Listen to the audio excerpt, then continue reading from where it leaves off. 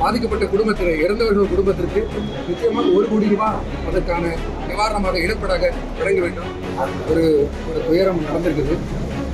இந்த துயரம் என்பது தவிர்க்கப்பட வேண்டிய ஒன்று. ஏனென்றால் பொதுவாக எல்லா அரசியல் கட்சிகளும் மக்களை சந்திப்பது என்பது அவசியப்படுகின்றது.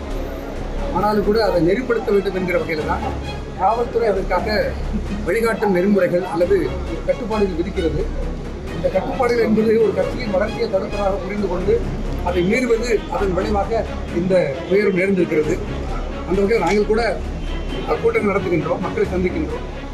ஒரு நியாயமான சரியான கட்டுப்பாடுகள் என்கிற வகையில் அதை அமல்படுத்துகின்றோம். எங்களோட கூட்டங்களில் இந்த மாதிரியான டிராஜடி, இந்த மாதிரி துயரங்கள் வருவதில்லை.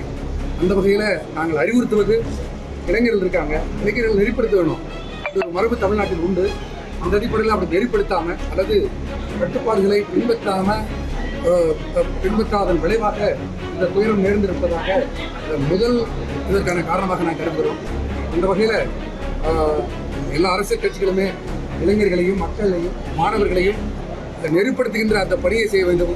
எந்த உயிரிழப்பும் ஏற்படாத வகையில் என்கிற வகையில் நாங்கள் தெரிவித்துக் கொள்கிறோம். மற்றபடி பாதிக்கப்பட்ட குடும்பத்தில் இறந்தவர்கள் குடும்பத்திற்கு நிச்சயமாக 1 கோடி ரூபாய் அதற்கான நிவாரணமாக இழப்பீடாக வழங்க வேண்டும். சிகிச்சையில் இருக்காங்க, பல பேர் படுகாயப்பட்டு இருக்காங்க.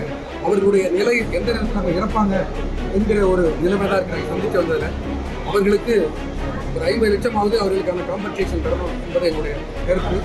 மற்றபடி பொதுவாக இப்படி ஒரு நடந்திருக்குது என்கிற வகையில் அதை ஆய்வு செய்கின்ற வகையில் இதன் மீது முதல்ல ஒரு பிரமாசாசி என்கிற வகையில் நிச்சயமாக குற்ற வழக்கு பதிவு செய்யணும் என்பதை நாங்கள் கேட்டுக்கொள்ளலாம்.